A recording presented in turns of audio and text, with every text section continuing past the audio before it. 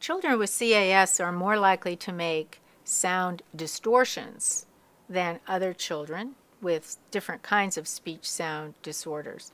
And this is because of the difficulty they have in making accurate movement gestures.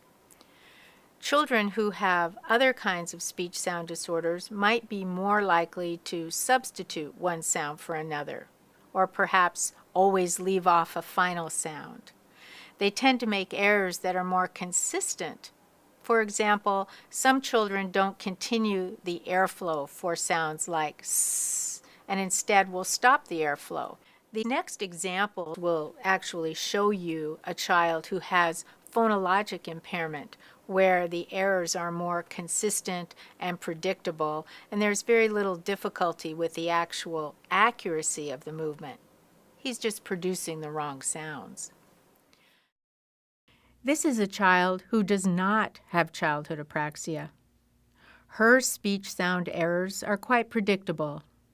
We call these phonologic errors.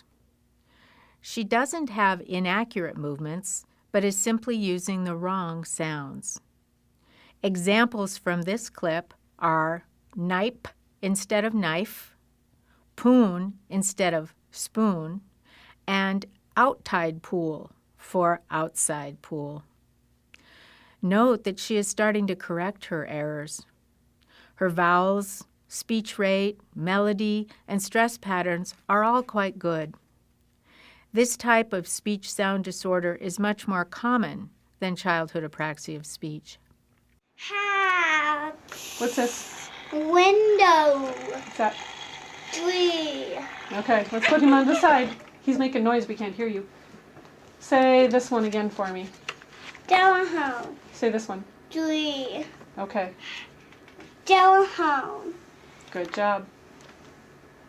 Cup. Night. Boon. Yeah, bit boon and little boon and bit heart and little heart. The spoon's a big one, but what's this one? Cup.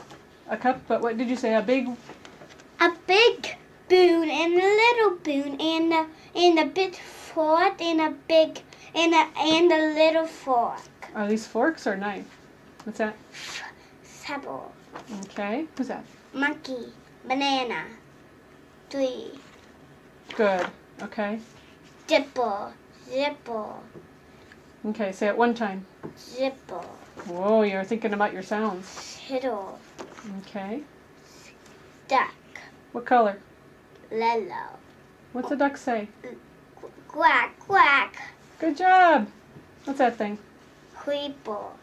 A sweeper? Yeah, we have a little one and a big one. Oh. But we just bought a red one. You just bought a red one? Yeah, and we did date on new red one. We good. You could do what? We took a date on new one. What he not way people. We did date art. We good. Oh, okay. Swimming. She's swimming. Good I job. want to swim in the outside pool. You want to swim in the what? Outside pool. Oh, in the outside pool? The second clip that you'll see is a child who has dysarthria, and that is also a motor speech disorder, but occurs for very different reasons than CAS. In dysarthria, the children actually have weakness or paresis of the muscles of the face, either the tongue, lips, jaw, etc., and that weakness causes sound distortions. It is easy to tell the difference between children with dysarthria and apraxia some of the time.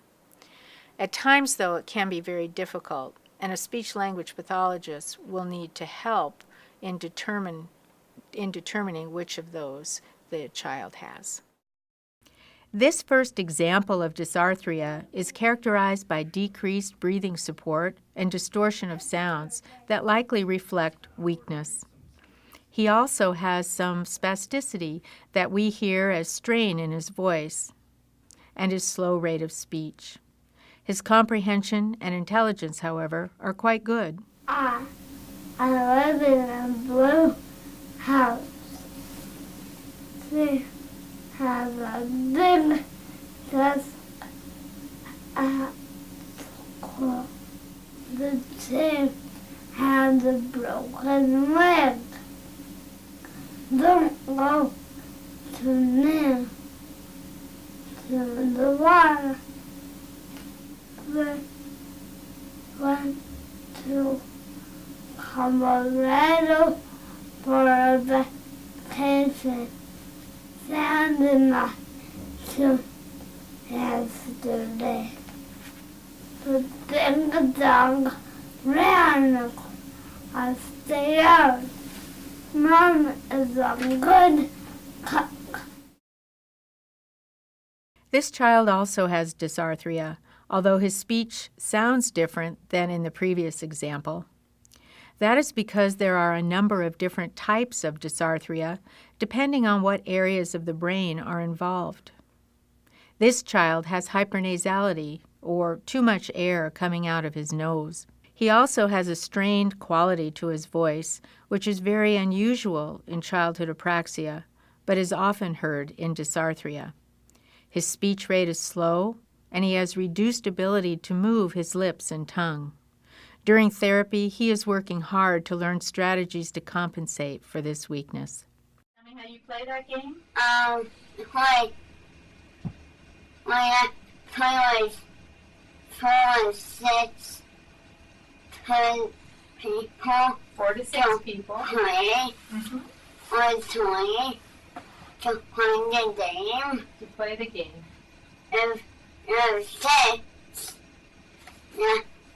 there are 20 teams or 2 teams. Okay, if you have 6, there are 3 teams or 2 teams. Good job. Then what happens? And there's 2 teams, there's only 2 teams. 2 teams. And then how do you win? When